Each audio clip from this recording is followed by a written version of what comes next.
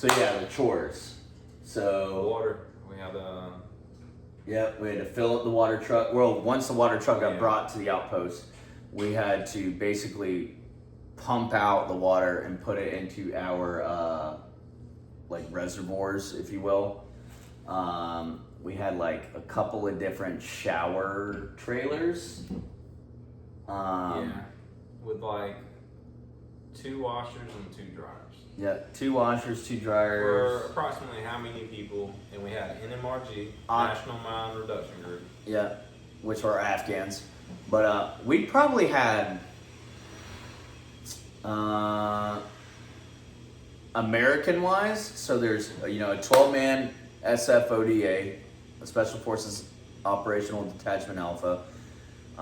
There was our 34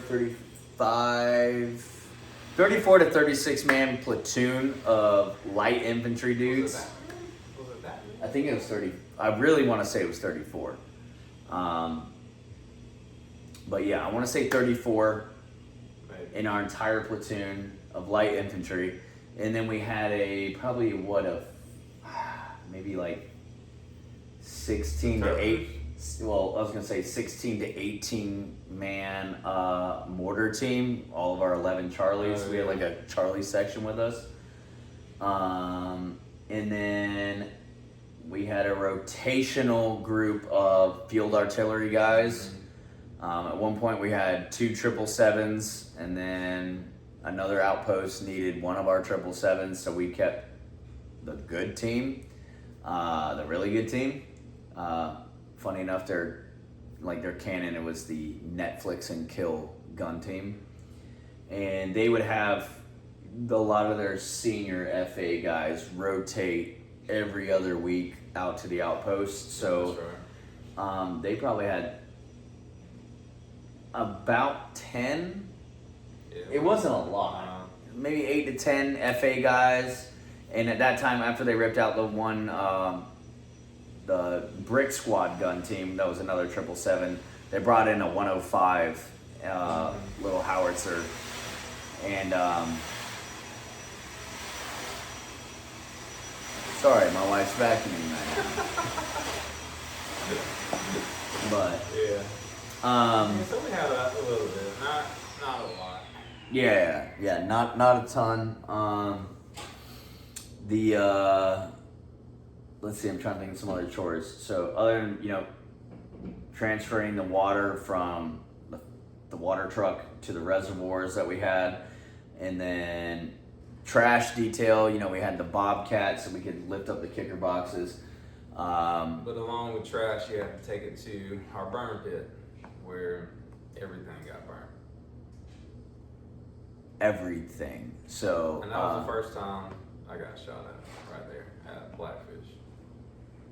yeah. And I didn't even know it. Yeah, I didn't even know it either. It just sounded like pops going over my head.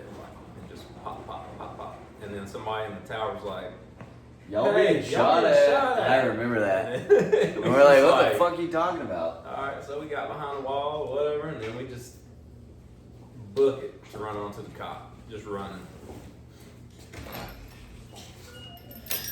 Isabel! Sorry, my wife's getting our dogs in here because they don't listen sometimes. Let's go. I can't say Izzy was digging. There's a hole behind the grill. What are you doing, dog? And grub worms. But yeah. twice. And then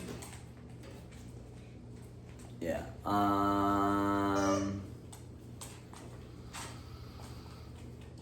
Yeah, the trash pit. So yeah, at Combat Outpost Blackfish / D. Allen Carr, because it was later named that, we did not have plumbing.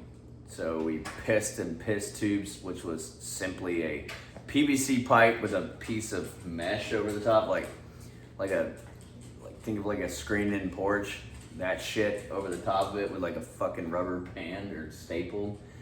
And then we shit in wag bags. So wag bags are basically a plastic bag that it's got like kitty litter, or some other bullshit, some super absorbent. some absorbent.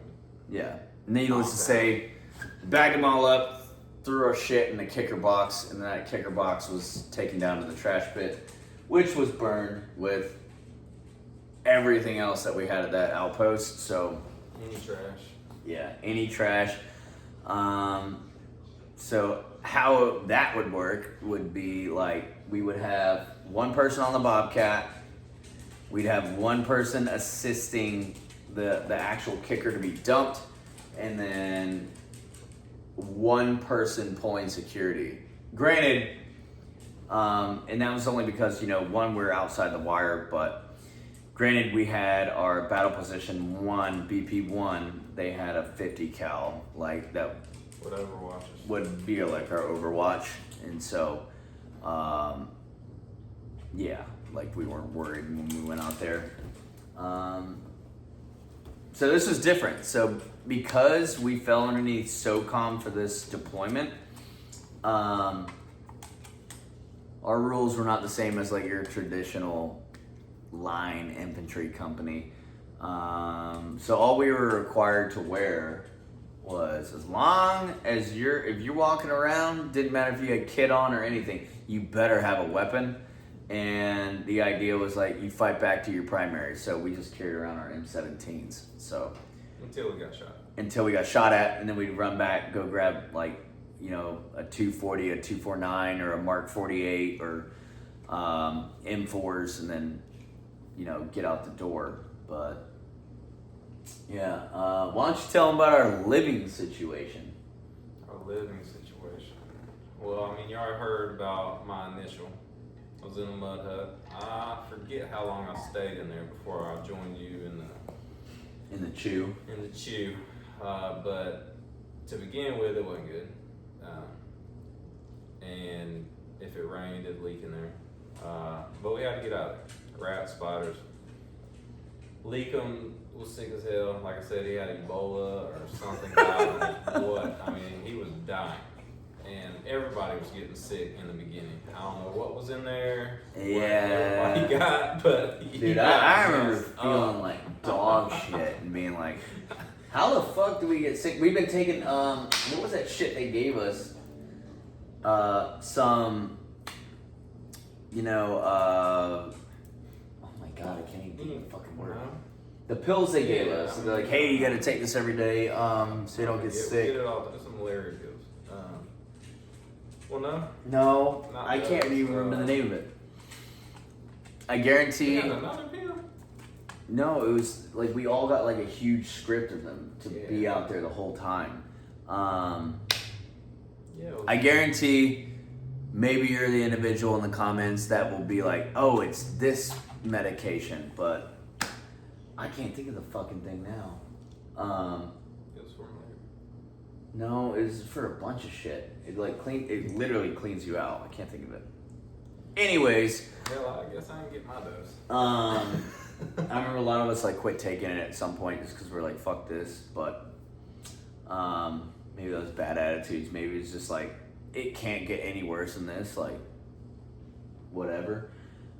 But yeah. So if you don't know, a chew was basically a shipping container, and what they did was, they outfit it where they can fit multiple rooms. So me and Tommy had a 3-man room. So it was Tommy, our team leader, Chris Nally, he was the grenadier, and then me, I was the automatic rifleman. So we were all piled in that bitch. It was small. Very small. But it was better than being in the mud hut. 100%. And we had Chigos. Oh yeah, the AC and all that. Yeah. So AC and heat in we each had that, room. and if it broke down, it'd be a miracle for somebody to come out there and fix it. Yeah. Granted, we did have a mechanic. Had to self-sustain ourselves. Yes. It was not like being at a big fob.